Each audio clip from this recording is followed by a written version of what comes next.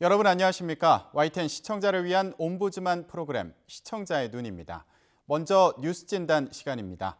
이번 주에는 지카 바이러스 확산 관련 보도를 모니터했습니다. 이정남 시청자 평가원과 문화사회정책부 임상호 기자 함께하겠습니다. 네. 안녕하십니까? 안녕하세요. 지카 바이러스가 세계적으로 확산하면서 우려가 커지고 있습니다. 먼저 네. 관련 보도 어떻게 보셨습니까? 지난 2일 세계보건기구 WHO가 스위스 제네바에서 긴급 운영위원회를 열고 지카 바이러스 확산에 대응해 국제 보건 비상 사태를 선포했습니다.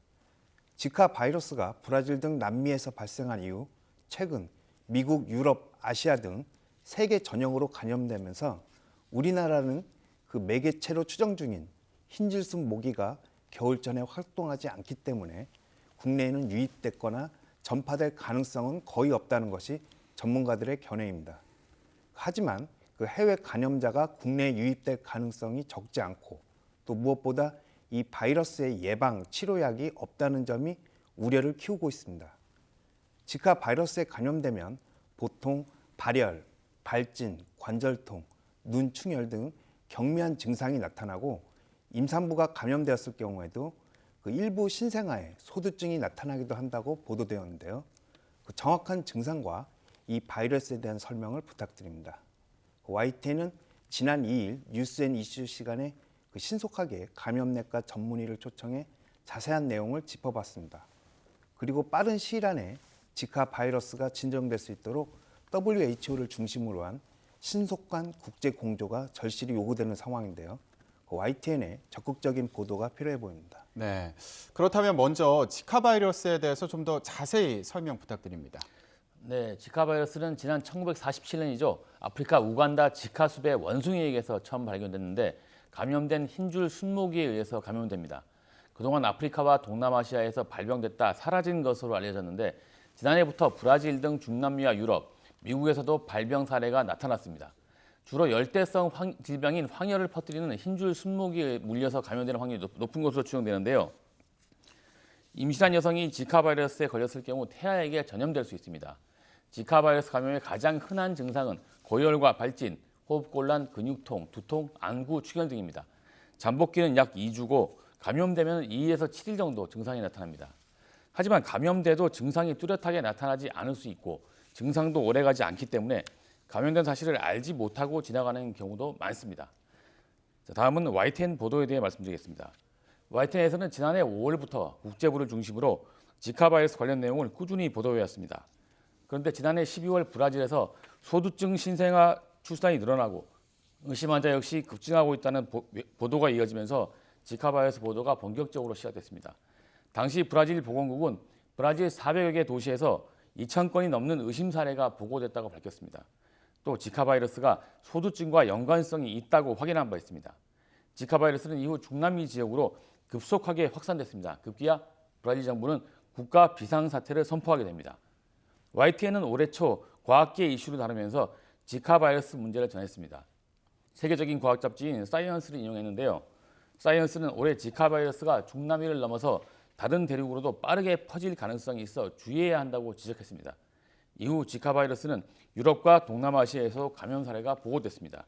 이 경우는 해당 지역 내 감염이 아니라 발병 지역을 여행한 사람들이 본국에 돌아와서 확인된 경우입니다. 특히 지카 바이러스 감염자가 하와이에서 발견되자 미국 정부가 중남미에 여행 자제령을 내렸고 급기야 미국 본토인 뉴욕에서 첫 감염 사례가 나오면서 미국도 비상에 걸렸습니다. 세계보건기구는 미국에서 감염자가 나오자 지카 바이러스가 미주 전역으로 확산할 우려가 있다고 경고했습니다. 당장 발등에 떨어진 불은 곧 브라질 카니발 축제가 열린다는 겁니다. 1년 중에 모기 번식이 가장 왕성한 시기인 관광객들이 몰려 지구촌의 급속한 확산이 우려됩니다. 브라질 상황이 급박해지면서 YTN은 브라질에 거주하는 교민 가운데 의사를 연결해 현지 분위기를 알아봤습니다. 이 의사는 상파울루에 살고 있었는데요. 현지인들은 언론 보도만큼 지카 바이러스가 심각하다고 느끼지는 않는다고 전했습니다. 하지만 지카 바이러스는 중남미와 미주 대륙, 동남아시아까지 급속하게 확산했고 우리나라도 지난달 말 지카 바이러스를 법정 전염병으로 지정하게 됩니다. 이처럼 지카 바이러스가 전 세계로 확산되면서 세계보건기구는 지난 1일 긴급회의를 열고 국제보건 비상사태를 선포하게 됩니다. 그런데 문제는 아직 백신이나 치료제가 없다는 데 있습니다. 그동안 사람 감염 사례가 많지 않았던 탓에 백신도 치료약도 아직 개발되지 않았습니다. 상황이 심각해지자 브라질과 미국 정부가 백신 개발을 위해 협력하기로 했습니다. 하지만 아직 이 바이러스에 대해서 밝혀지지 않은 부분이 너무 많아서 동물 실험과 임상 시험 등을 거치면 아무리 짧아도 3년에서 5년은 걸릴 것으로 예상됩니다. 이렇게 되자 세계 각국이 각자 대응에 나섰습니다. 감염 사례가 없는 나라들은 임신부들에게 해당 지역 여행 자제를 당부하고 있습니다. 이미 발병한 나라에서는 모기 퇴치 등을 통해서 확산 속도를 늦추는 데 총력을 기울이고 있습니다. 특히 콜롬비아와 자메이카 등 일부 발병국에서는 가임기 여성들에게 유행이 잠잠해질 때까지 임신을 늦추도록 권고하기도 했습니다. 네, 아무래도 지난해 메르스 사태를 겪은 만큼 이번 지카 바이러스와 관련해서도 우려가 많죠. 네, 그 지난해 메르스 사태를 제대로 극복하지 못함으로써 막대한 경제 손실과 또 사회 불안을 가져왔던 실패가 되풀이되지 않기 위해서 관계 당국의 관심이 절실합니다. 그 정부는 메르스 사태를 계기로 그 감염병 관리 체계를 강화했지만 아직 미흡하다는 게 전문가들의 분석인데요. 일주일 전만 해도 질병관리본부는 지카 바이러스 감염증은 아직 국내 발생 및 또 해외 유입 사례는 없고 또 유입되더라도 현재는 전파의 매개가 되는 모기가 활동하지 않는 시기이기 때문에 국내 전파 가능성은 작다는 입장이었습니다. 하지만 아시아 지역까지 확산되면서 상황이 급변했습니다. 더욱이 올 여름에는 브라질 리우에서 하계올림픽이 개최됩니다. 문체부는 바이러스 전문가가 포함된 올림픽 의료팀을 지원할 계획이라고 밝혔는데요. 지난 2일에도 질병관리본부가 긴급 브리핑을 열어 지카 바이러스 확산 방지 대책을 발표했습니다.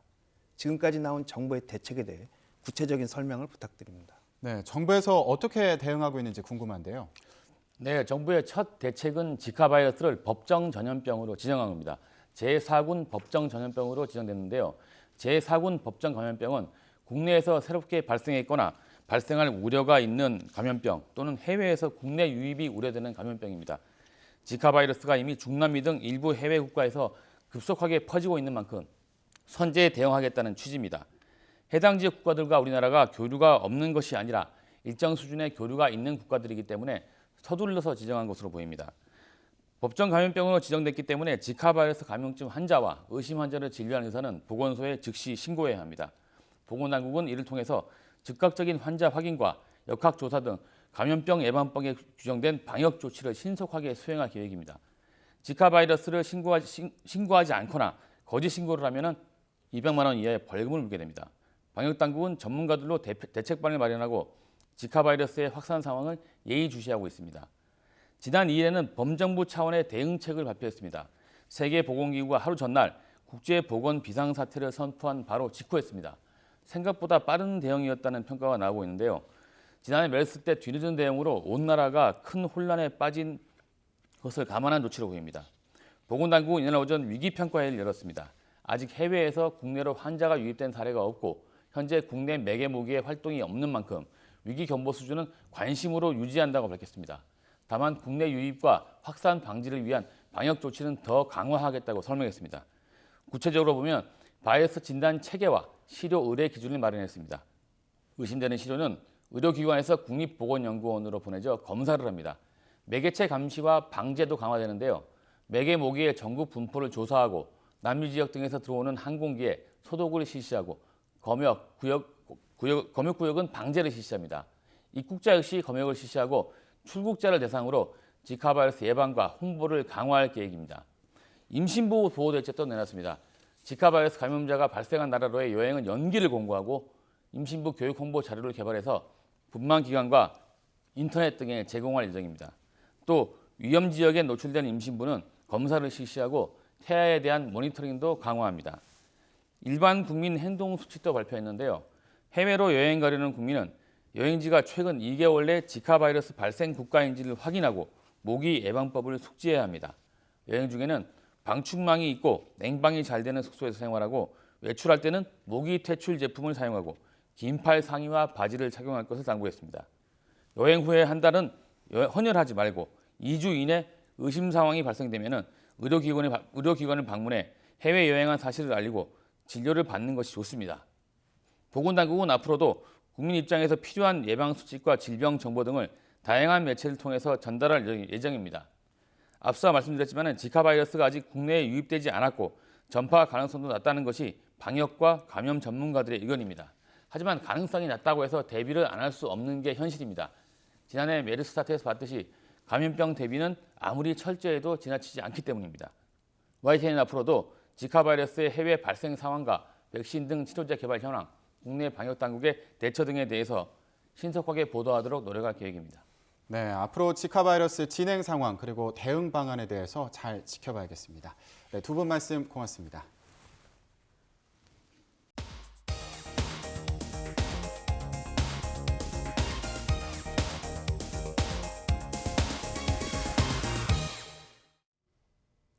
지상파 DMB 채널인 YTN DMB 프로그램을 평가하는 내가 본 마이TN 순서입니다. 이번 주엔 이지사이언스와 김선영의 뉴스나이트에 대한 고두희 평가원의 의견을 들어보겠습니다. 안녕하세요. YTN DMB 시청자 평가원 고두희입니다. 시청자 여러분들은 미래의 시대를 상상하면 어떤 것이 가장 먼저 떠오르시나요? 날아다니는 자동차, 공기 중에서 갑자기 나타나는 디스플레이, 광속으로 여행할 수 있는 우주선 등 다양한 상상의 산물이 있겠지만 그 중에서도 가장 쉽게 연상될 수 있는 소재는 로봇이 아닐까 생각됩니다. 할리우드 블록버스터의 흔한 소재로 등장하는 로봇은 강력한 힘을 가지고 사람들을 보호하는 역할을 하거나 반대로 로봇 스스로 사고할 수 있는 능력을 가지고 사람들을 위협하는 등 이중적인 면모를 보이곤 합니다. 이처럼 상상 속의 로봇은 그 자체만으로도 매력적인 소재라 할 수 있습니다. 아직 현실에서는 영화 속에서 등장하는 것과 같은 로봇을 만나볼 수는 없지만 다양한 영역에서 로봇을 구현하려는 시도가 이루어지고 있다는 것을 이지사이언스를 통해 볼 수 있었습니다.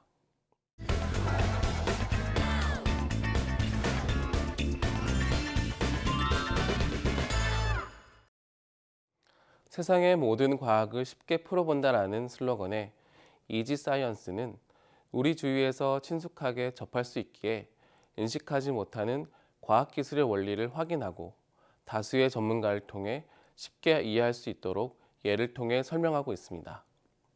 지난 방송에는 인간과 로봇의 결합이라는 주제로 보행을 돕는 로봇, 수술을 돕는 로봇, 생명을 가지고 있는 생물의 모습을 모사한 생체 모사 로봇이나 감각 센서 등의 사례로 현재 상용화를 위해 개발 중인 한국 로봇 기술의 현재를 보여주었습니다. 걸음을 걷거나 계단을 올라갈 때 착용한 사람의 움직임을 인식해 보행자의 움직임을 돕는 보행 보조 로봇이나 의사가 직접 수술을 하기 어려운 신체 부위를 사람을 대신해 수술을 하는 로봇은 사람들의 신체 능력을 보조하는 역할을 할 수 있을 것으로 기대됩니다. 또한 소금쟁이나 나비 등의 움직임을 그대로 따라하는 생체 모사 로봇이나 사람들의 촉각, 시각 등의 오감을 느낄 수 있도록 돕는 로봇은 사람의 감각을 보조하는 역할을 할 수 있을 정도로 로봇의 개발이 가속화되고 있음을 프로그램을 통해 확인할 수 있었습니다. 이와 같은 정보의 전달은 사람들이 알기 어려운 로봇공학의 단면을 다양한 사례를 통해 긍정적으로 볼 수 있도록 하는 좋은 내용이라고 생각됩니다. 그리고 실제로 로봇을 개발하고 있는 전문가의 인터뷰를 통해서 개발의 배경이나 앞으로 로봇을 적용시킬 수 있는 분야에 대한 상세 설명이 이루어진 점은 로봇이 상용화된 미래를 잠깐이라도 상상할 수 있게 하였습니다. 그렇지만 전반적으로 시청자들에게 로봇공학에 대한 추가적인 설명이 부족했다라는 생각이 들었습니다. 로봇의 개발에는 기계공학이나 전기, 전자공학, 컴퓨터공학 등의 다양한 기술들이 융합되어 개발되는 경우가 많은데 언급된 사례를 보면 어떤 기술들이 어떻게 접목되었는지에 대한 추가적인 설명이 부족했습니다. 로봇공학에 대한 더 자세한 설명이 있었다면 시청자들이 더욱 쉽게 이해할 수 있는 프로그램이 되지 않았을까 생각됩니다.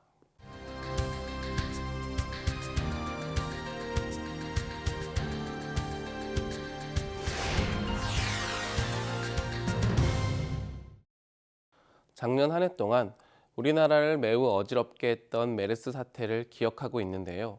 최근 새로운 바이러스가 등장해 이슈가 되고 있습니다. 바로 지카 바이러스인데요. 최근 YTN의 다양한 뉴스 프로그램에서도 태아의 소두증을 유발한다고 하여 전 세계를 공포에 몰아넣고 있는 이 바이러스에 대한 내용을 자세히 다루었습니다. 지난 29일 김선영의 뉴스나이트 2부에서는 지카 바이러스에 대한 다양한 이야기를 다루었는데요. 중요한 정보를 제대로 제공했다는 생각이 들었습니다. 우선 지카 바이러스가 남미 지역에서 주로 발병해 태아에게 치명적인 위험을 가한다는 점, 제4군 법정 감염병으로 지정되었다는 점 등 앵커는 다양한 정보를 명확하게 설명해 주었습니다. 또한 중간에 삽입된 자료 화면은 중요한 정보를 효율적으로 전달했다는 생각이 들었습니다. 바이러스를 주로 옮긴다고 밝혀진 이집트 순모기가 우리나라엔 살고 있지 않다는 점, 일상적 접촉으로는 감염되지 않는다는 점 등 무엇보다 시청자들이 가장 궁금해하는 정보를 명확하게 제공해준 부분이 가장 좋았다고 생각됩니다. 시청자들은 광범위한 정보보단 직접적이고 친근한 정보를 제공받기를 원합니다. 가려운 것을 긁어준다는 말처럼 텔레비전 뉴스 프로그램이 시청자들에게 꼭 필요한 정보를 친절하게 제공할 수 있었으면 좋겠습니다.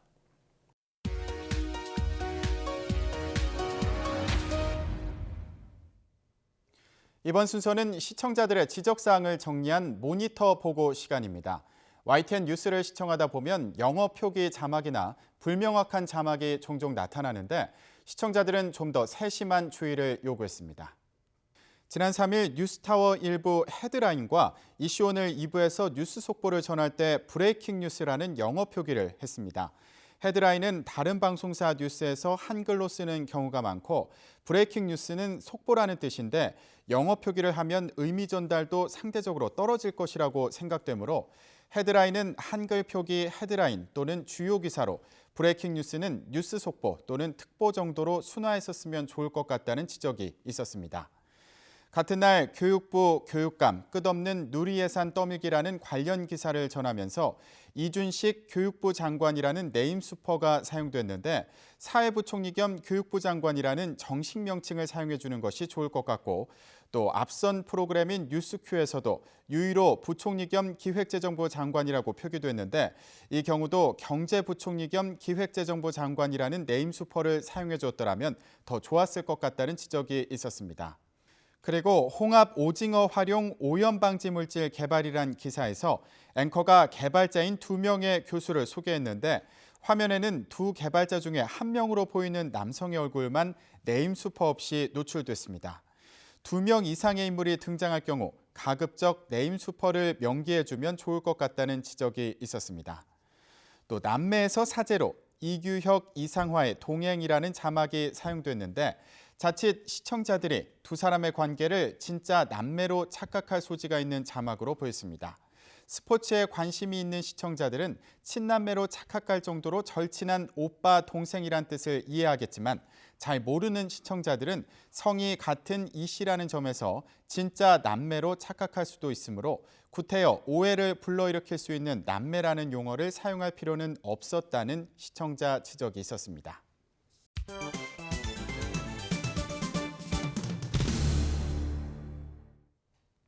언론 전문가로부터 우리 언론의 문제점과 발전 방향 등을 들어보는 매체 비평 시간입니다. 오늘은 정대철 한양대학교 교수로부터 뉴스의 공공기관 보도에 대한 문제점이라는 주제의 논평 들어보시겠습니다. 뿌리가 건강해야 열매를 맺을 수 있다고 합니다. 잎사귀나 줄기의 색깔만 보고 좋은 결실을 기대할 수 있다는 판단은 잘못된 경우가 있습니다. 정부의 정책도 그렇고 공공기관이 그 직분을 헤아리지 못한다는 사례는 우리 사회를 더욱 암담하게 만들고 있습니다. 공공기관은 정부 예산으로 운영되거나 재정 수입을 별도로 계정하는 단체입니다. 중앙정부나 지방정부에서도 수없이 많은 단체를 거느리고 있지만 그 문제는 끊임없이 논란이 되고 있습니다. 세금으로 보조하고 지원받는 공공기관은 밑빠진 독에 물 붓기로 또는 주인 없는 땅으로 낭비와 사치의 대상이 되었습니다. 부족한 재정은 가격 인상으로 해결하는 반공공기관의 인식이 노골적으로 진행해 왔습니다. 공공요금의 인상은 물가 인상으로 연결되어 국민 부담을 늘리는 아니라고 비생산적인 공공기관의 행태가 우리 사회의 뿌리가 되어서는 안 됩니다. 최근에도 이런 공공기관이 공용이 무엇인지 개인용이 무엇인지를 구분하지 못하는 행태가 뉴스로 보도되었습니다. 부끄럽게 생각하기보다 억울하고 잘못 걸렸다는 인식이 더 큰 문제입니다. 이런 예가 빙산의 일각이라는 얘기도 돌고 있습니다. 줄서기, 비위 맞추기, 끼리끼리라는 부끄러운 공공기관으로 변했다는 지적을 피하기 어렵게 되었습니다. 공공기관의 업적이나 행사를 보도한 뉴스에 대해서 어떤 판단을 해야 하는지 망설여지기도 합니다. 객관적이고 중립적인 보도로 다루어졌다고 하지만 좀 더 훗날에 보면은 편향성과 홍보성이 담겨 있었던 사례로 남아 있습니다. 금강산 댐이나 4대 강도 마찬가지였습니다. 정책 홍보의 구태를 벗어나기보다는 답습하는 뉴스 보도의 흔적을 지적하는 예들이 늘어가고 있습니다. 객관성이나 중립성을 원칙으로 삼는 CNN이 보수 성향의 폭스나 진보 성향의 MSNBC의 시청률이 밀린다고 합니다.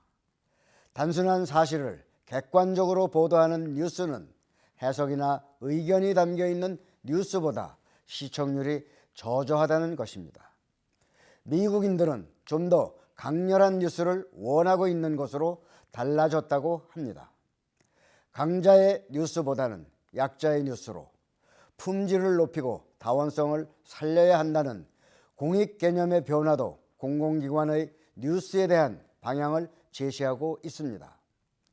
공공기관은 정부가 할 수 없는 대국민 서비스를 제공하기 위해 등장했지만 그 역할을 외면한 지도 오래되었습니다.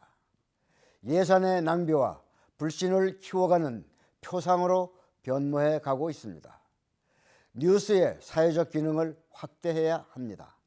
공공기관의 불신과 외면을 막기 위해서 뉴스 보도의 역할이 더욱 중요해졌습니다. 뉴스 보도의 뿌리가 건강해야 우리 사회가 건강해질 수 있습니다. 시청자의 눈은 시청자 여러분의 참여를 기다리고 있습니다. YTN 홈페이지 시청자 의견 코너에 글을 남겨주시면 좀 더 정확하고 공정한 방송을 만드는 데 참고하겠습니다. 이번 주 순서는 여기서 마치겠습니다. 고맙습니다.